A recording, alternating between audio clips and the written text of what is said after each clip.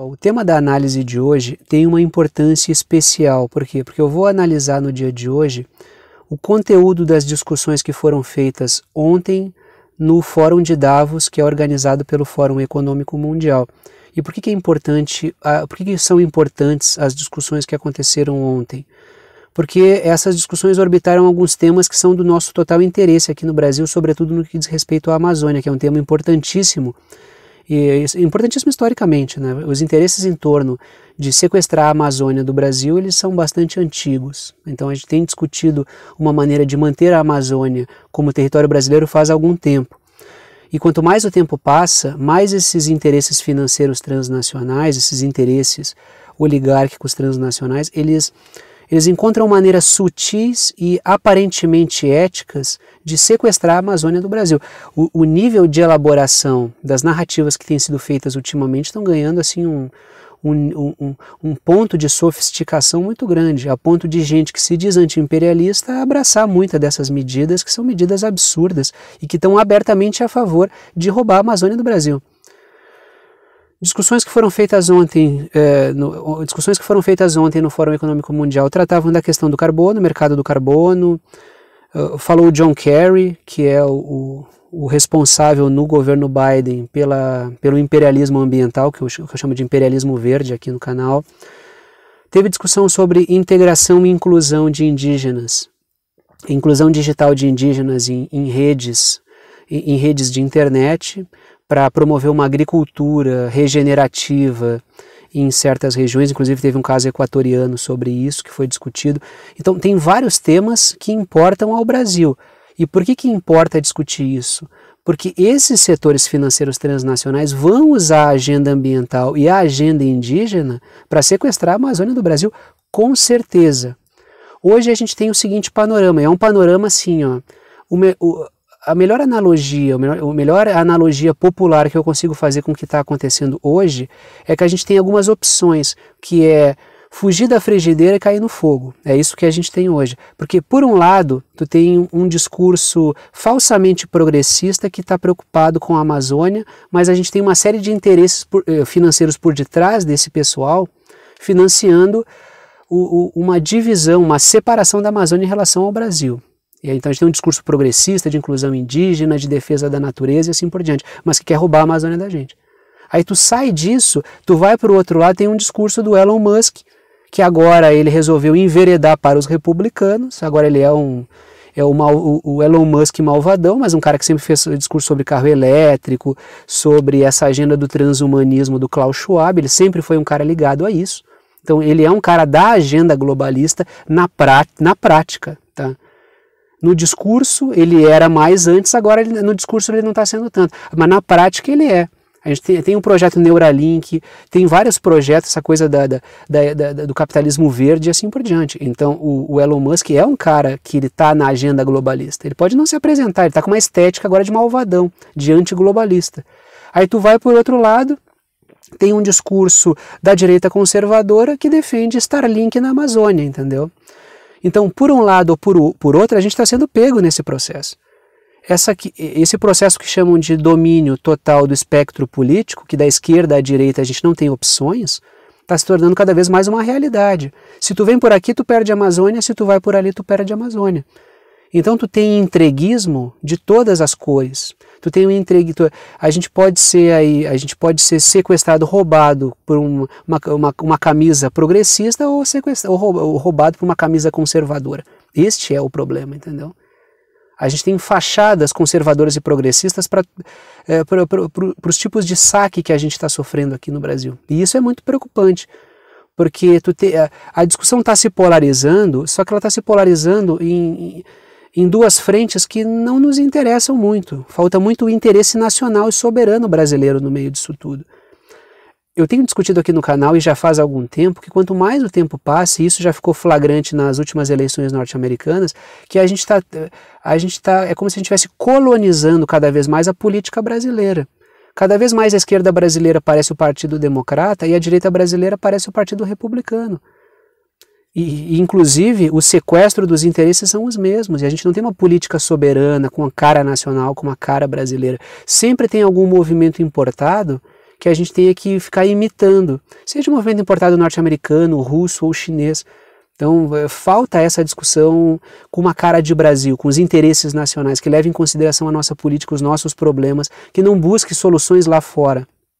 Esse é o grande problema que eu vejo hoje. É uma internacionalização das nossas discussões. E esse é o problema, esse é justamente o problema. Porque quando a gente internacionaliza os problemas, a gente dá poder àqueles grupos que têm força internacionalmente. Então, assim, eu vou discutir o que... Essa minha introdução, assim, era mais algo que estava meio entalado, assim, tá? Me desculpem até se eu fugi um pouquinho do tema, mas eu acho que, lendo as propostas de ontem do Fórum Econômico Mundial, lendo as transcrições, dando uma olhada no que foi discutido, eu fico cada vez mais preocupado em relação à integridade territorial do nosso país, que está cada vez mais em risco. Tá? Então, a gente tem que entender um pouco esse processo e os grupos, tanto os grupos com interesses honestos quanto os grupos com interesses picaretas. E muitas vezes os grupos com interesses honestos que são cooptados e entram numa agenda de gaiato e que piora a situação do nosso país. Primeiro, então assim, ó, os meus 6 pontos eu vou trazer como se fossem os melhores momentos. Sabe aquela coisa do futebol que acaba o primeiro tempo e tem os melhores momentos? Então assim, os meus 6 pontos são os melhores momentos, ou melhor, os piores momentos, porque são os momentos mais desgraçados do dia de ontem, as agendas mais preocupantes, de pontos que foram discutidos no Fórum de Davos ontem. Só que antes de entrar nos 6 pontos, eu quero trazer uma outra discussão que é bem preocupante, que foi feita lá ontem também. Então tem 7 pontos aí para a gente discutir. Um prévio que eu vou fazer agora e os outros 6, que são aqueles 6 diários que eu sempre faço. Teve um executivo canadense, que ele é, se eu não me engano, ele é o cara que está à frente da empresa Alibaba, que é uma empresa transnacional, mas é uma empresa transnacional sediada na China, uma empresa da China, tá? A empresa lá que foi, eu não sei se ela foi fundada ou ela tinha como alguém importante o Jack Ma, que é o bilionário chinês que ajudou a China a estruturar o sistema de moedas digitais lá, que é um cara que até desapareceu por um tempo, depois reapareceu trabalhando junto com o governo chinês no desenvolvimento do yuan digital chinês. Esse cara também já trabalhou na Goldman Sachs, então tu tem um grande entrelaçamento aí de interesses econômicos entre empresas que estão na China e bilionários norte-americanos e CEOs, então a gente tem todo um entrelaçamento de interesses nessa agenda aí. E esse cara fez uma fala no Fórum de Davos a respeito de um sistema rastreador de carbono que serve para monitorar o consumo de todas as pessoas. Cara, isso tem a ver com o que eu tenho discutido aqui no canal amplamente e já faz bastante tempo. Ano passado eu discuti aqui em um dado momento a questão do cartão de crédito com limite de carbono. Ou seja, tu compra combustível, compra carne, tanto os rebanhos emitem carbono quanto o combustível fóssil emite carbono na atmosfera. Então tu tem um limite. Olha, tu já comprou muita carne e muito combustível, então é hora de parar com isso. Então isso significa o quê? Tu está moldando o consumo a partir do monitoramento do carbono. Isso restringe a quantidade de natureza que as pessoas podem usar. Porque tem um certo discurso que paira por esses meios financeiros que é o seguinte: se a natureza for cara, as pessoas vão cuidar dela. Não, se a natureza for cara, só vai comprar a natureza quem tiver muito dinheiro. Esse é o princípio básico. Então as pessoas embarcam nessas bobagens. As pessoas não vão consumir natureza. Não, a gente não vai consumir natureza. Esses caras vão continuar consumindo a natureza. Tanto é que boa parte desses caras continua voando todo final de semana, pegando um foguete, saindo e indo em órbita, fazendo turismo espacial para bilionário, lançando um monte de carbono na atmosfera, e aí quando descem fazem um discurso: eu vi o planeta de fora e achei ele super bonito. O foguete desse cara subindo vai queimar uma quantidade de carbono que gerações... Claro, tem combustíveis que não emitem carbono, mas... O foguete desse cara subindo, ele emite uma quantidade de carbono que diz respeito a várias gerações de classes médias e trabalhadoras emitindo carbono na atmosfera. Então é isso que é preciso ter uma certa consciência, de que há uma narrativa farsesca, é demagogia, para que a natureza seja cada vez mais monopolizada por menos gente. É isso que é preciso discutir. É por isso que eu não acredito nessa agenda ambiental vinda desses setores, que são os setores historicamente poluentes. Tu vai ver essa rede net zero e os caras que palestram são os caras que mais poluíram ao longo da história. São as empresas mais poluentes que a gente tem. São os caras que continuam destruindo a natureza diariamente. Então vai vir desse setor algum compromisso com a natureza, assim como aquele discurso de inclusão. Esses são os caras que mais excluem todos do processo. Quanto mais o tempo passa, mais as maiorias estão fora das decisões, as maiorias numéricas. E esses caras estão falando de inclusão de minoria. Esses caras já são uma minoria que tem todo o poder. Eles fazem um discurso de inclusão para passar um verniz de diversidade identitário nessa agenda assassina e monopolista que eles têm. É um verniz ambiental e um verniz identitário. Deixa eu entrar nos 6 pontos e vamos mostrar agora os melhores momentos. Já trouxe aí um dos piores momentos, né, que é essa questão de monitorar o consumo e limitar o consumo de carbono das pessoas. Com certeza eles não vão ter o seu consumo limitado, com certeza. Não, mas eu estou pagando por isso. Sim, vocês roubam dinheiro aos montes de parcerias público-privadas, de contratos com o governo, com o dinheiro público. Então é natural que vocês possam consumir mesmo, já que vocês têm todo o dinheiro do mundo na mão de vocês. Primeiro ponto, John Kerry, que é aí o general do imperialismo, não é general, ele não é militar, tá? Ele é uma figura do governo norte-americano que é responsável pela questão climática, pela questão ambiental. O John Kerry falou sobre a necessidade de combater as mudanças climáticas no dia de ontem. Esse é o cara que está à frente daquela questão da justiça climática e dos gabinetes ambientais.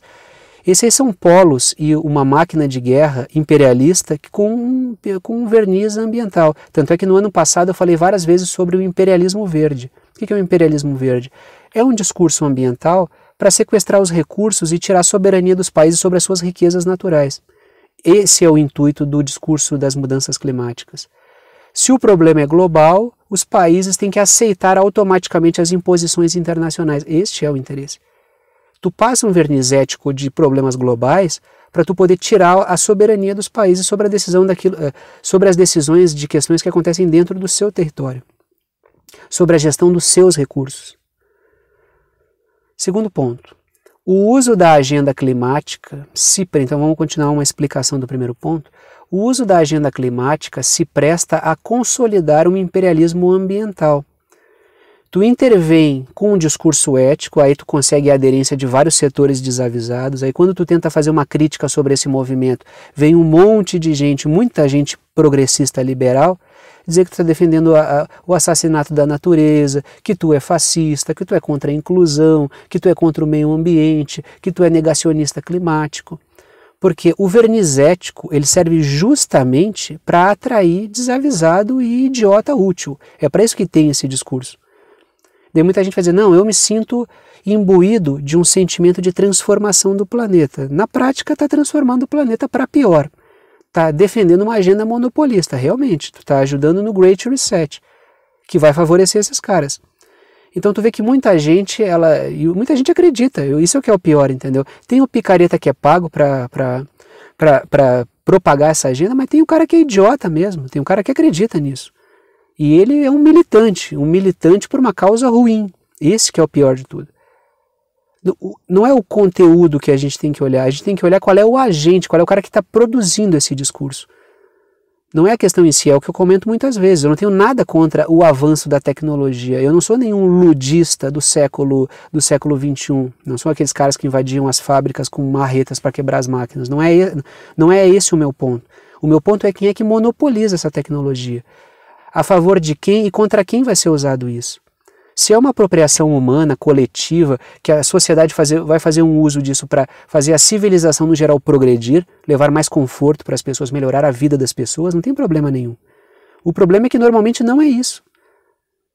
Eu sou a favor da tecnologia, mas de uma tecnologia democratizada, para mais gente, para que gere um bem-estar coletivo, e não enriquecimento e controle e vigilância sobre a sociedade. Enriquecimento de uns e controle e vigilância sobre a maioria. É isso que eu estou discutindo aqui no canal.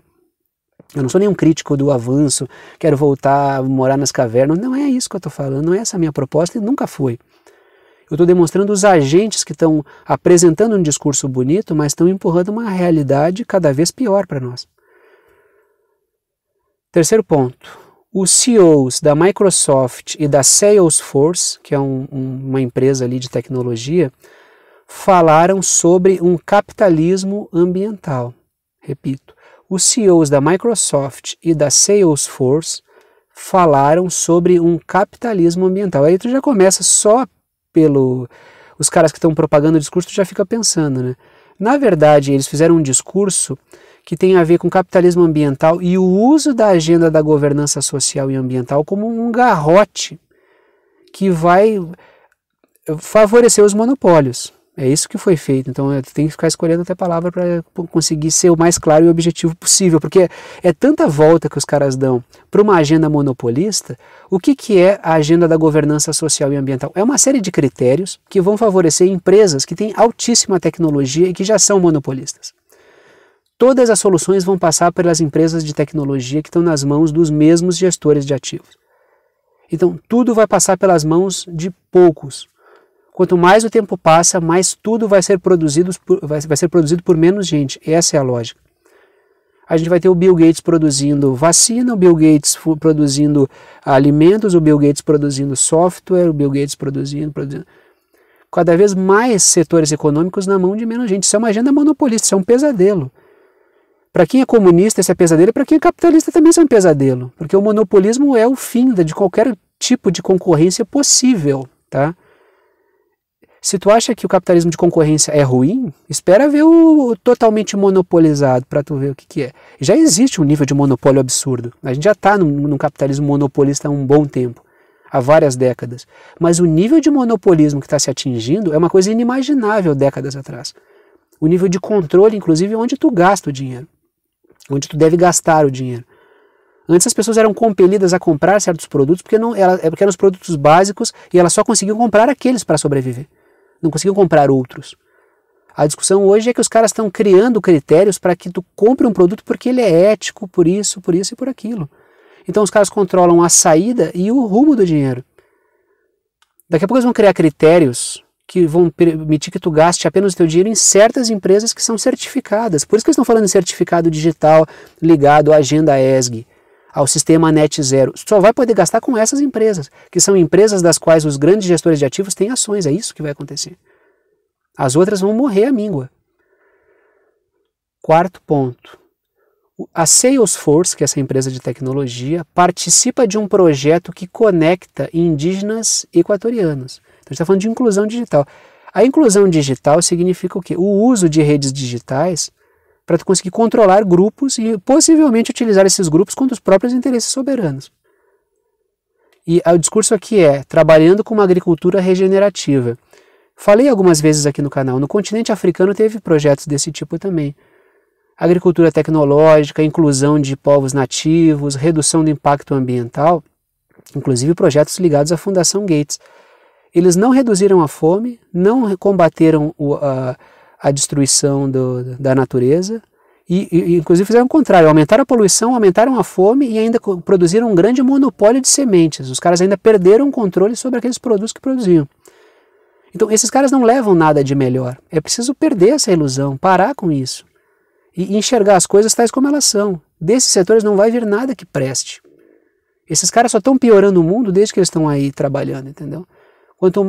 Toda proposta mágica só piora a condição de desigualdade no mundo. Nos últimos 40 anos, a desigualdade tem aumentado de maneira acelerada. Quanto mais o tempo passa, mais o dinheiro está na mão de menos gente. Quinto ponto.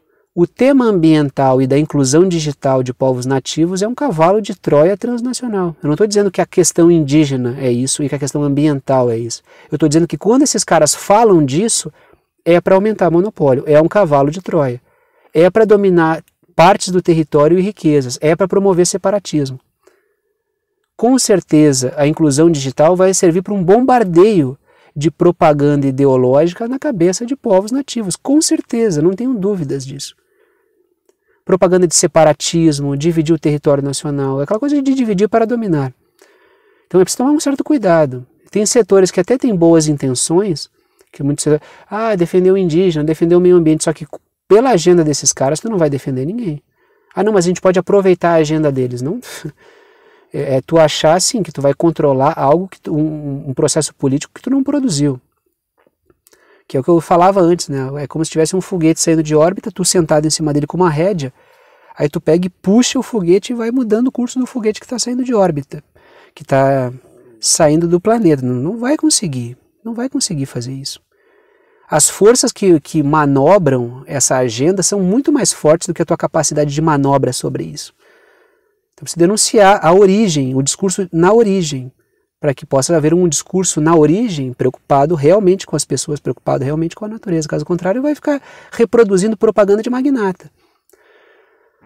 Sexto ponto. Dias atrás, Elon Musk propôs um projeto de monitoramento e de internet na Amazônia. Repito. Dias atrás, o Elon Musk propôs um projeto de monitoramento e de internet na Amazônia. Vai na mesma linha, só que com outra tinta. Não é na mesma linha. É exatamente a mesma coisa que o Gates pode falar, é exatamente a mesma coisa, só que com uma cara de Elon Musk malvadão que agora é dos republicanos. É a mesma coisa, a mesmíssima coisa. Eles criam as polaridades e as pessoas caem nessas polaridades. Tanto que eu falei várias vezes aqui no canal. Elon Musk o libertador, Elon Musk o herói. Isso aí é tu cair num discurso furado. Esse cara tem vários projetos e vários contratos com o complexo industrial militar norte-americano, da mesma maneira que outras empresas que são ditas globalistas possuem. Tanto é que vários grupos realmente conservadores, eu tenho grupos aí, eu vi em portais realmente conservadores, que batem de frente realmente com essa agenda transnacional, fazendo um quadro comparativo entre o discurso do Klaus Schwab, entre o Klaus Schwab e o Elon Musk, e ali os projetos são muito parecidos. Né? Mas para isso é preciso ter uma percepção realmente antissistema, e não falsamente ou demagogicamente antissistema. Se dizer antiglobalista e abraçar o Elon Musk, se dizer antiglobalista e no ano passado, na COP26, assinar um projeto que permite que a Fundação Gates se meta na nossa agricultura como aconteceu, isso não é ser antiglobalista, isso é fazer demagogia. É preciso diferenciar o discurso da realidade. Porque é tudo assim, ó, vai mudar, vai mudar, vai mudar. E não muda, e não muda. E no final sempre o globalismo avança. Então não entenderam que perder sempre pode significar que os caras estão entrando para perder nas divididas? Está entrando com... Dito isso, vou parando por aqui. Gostou da análise, gostou do canal, quer saber como apoiar esse canal independente? Todas as formas de apoio estão na descrição aqui embaixo. Eu agradeço a todos que apoiam e mantêm esse trabalho diário funcionando. Se não fossem vocês, não haveria esse trabalho todos os dias aqui.